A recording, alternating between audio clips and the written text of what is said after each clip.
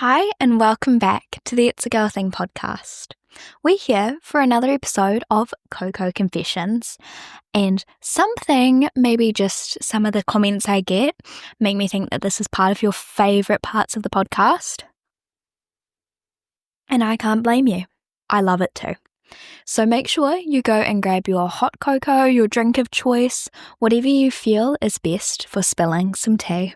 I have my favourite Swiss Miss hot chocolate. I even have marshmallows today, so that's very exciting, and I hope that tells us about how our day is going to go. So we have 2 new confessions today. We're going to have entry 3 and entry 16. So I'm very excited to read these. I don't have my squad with me today. They are busy studying, which I should be doing very shortly. If you are new, please make sure you follow along, join the journey, keep tuning in. We do these every week or every other week, depending on how busy my real human life is. And I won't deny that I'm not necessarily the most proactive at posting sometimes because life gets in the way. If you have any stories to share, make sure you head over to the link in any of my bios and fill in the form with your story, someone else's, good, bad, ugly. We want to hear it all. So let's get into it. We have entry number 3. Once I was at a wedding. It was the reception dinner, so there was dancing, etc. I was about 7 at the time, and I saw my dad, so I went over there, and there was a cool group of teenage girls. Firstly, I'm so jealous. 7-year-old me would have died to go to a wedding. I think the first wedding I went to was in 2021, where I was actually a part of the wedding. That was my cousin's wedding. That was beautiful. I loved it. I cried. And I danced the night away. But imagine being 7 at a wedding. That'd be so fun. And then the year after, I went to a friend of my mum's wedding and was in charge of babysitting the kiddos while they were at the reception. I wanted to dance, but all I could do was the worm. See, my first question I have is, how can you do the worm but not do any other dance moves? Like, if you can do the worm, you can do the robot. If you can do the worm, you can do the sprinkler. I do that very, very whatever the word is, very calmly, because if I don't, I'm going to throw my hot chocolate everywhere, and I'm not prepared for that. Unfortunately, I couldn't actually do the worm. Okay, I feel like this just confirms my point that, sorry girl, you just can't dance. I could only get on my forearms and start grinding on the floor, and I thought that was the worm. I'm just imagining, if anybody has seen this, I think it was like the Kids' Choice Awards in like maybe 2016 or something like that. If you know who Saber Norris is, like from the Norris Nuts, she was on the red carpet and she was doing like interviews and stuff like that. And I think it was when she was talking to Maddie Ziegler that she started doing the worm. One of the people, she was showing off her dance skills and it was her doing the worm.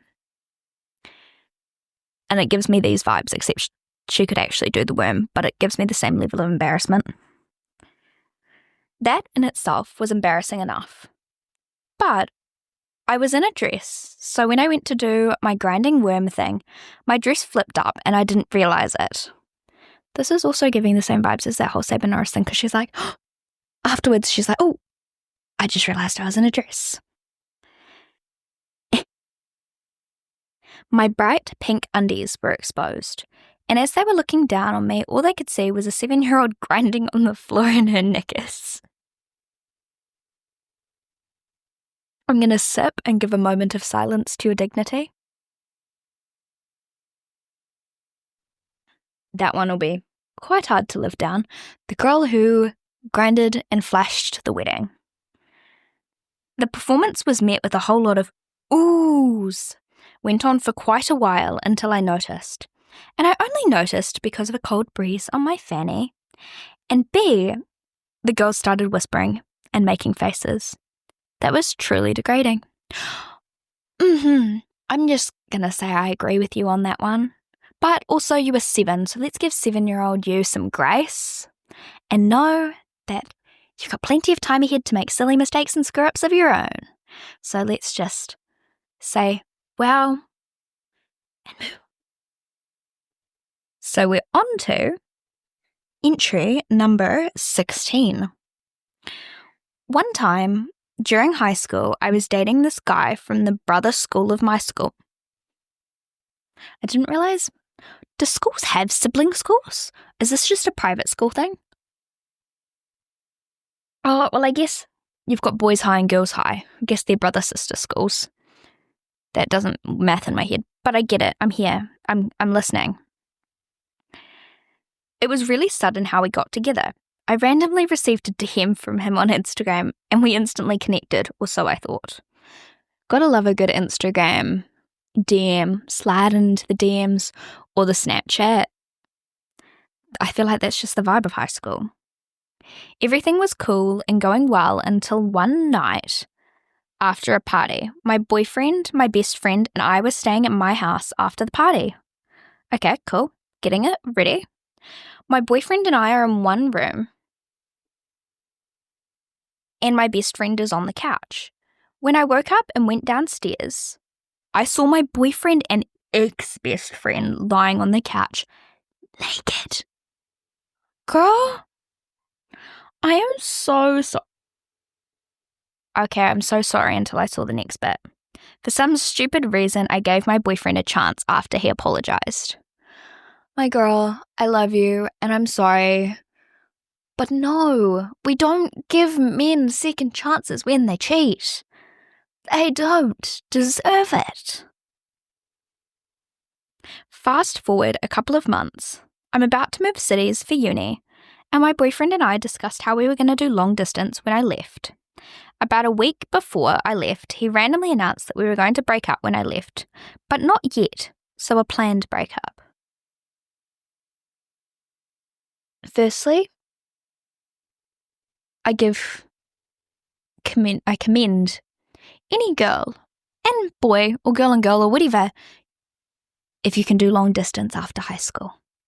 Because the one thing I know after high school is I don't speak to anybody really from high school, let alone I'm not sure I could imagine me now dating someone from high school.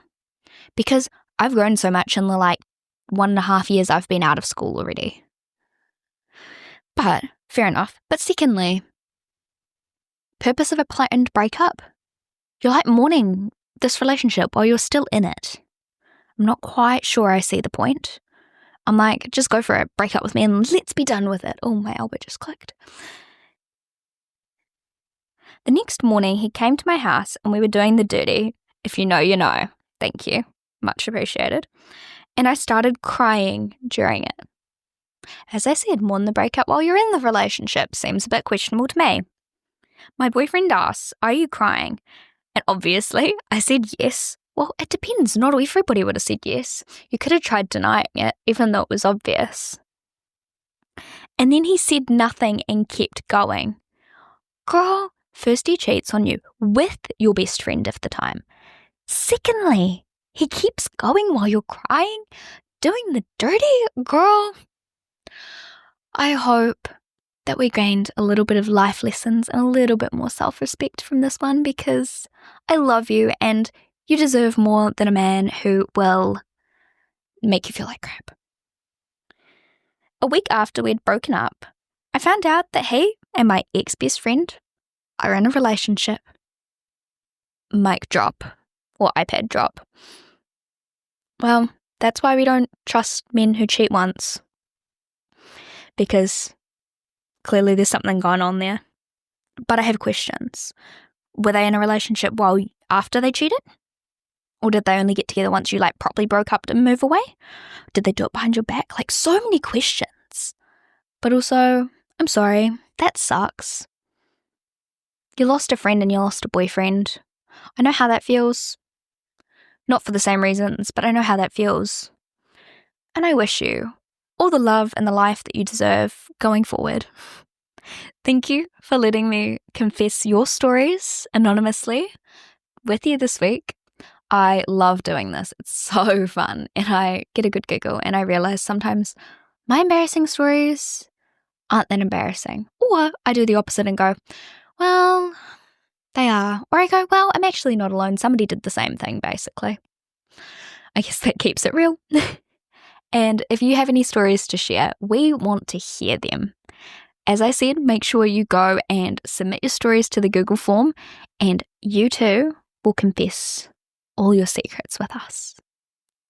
I love you guys so much. Make sure you're following along with the podcast, and we will see you for a solo episode and some new confessions next week. Bye.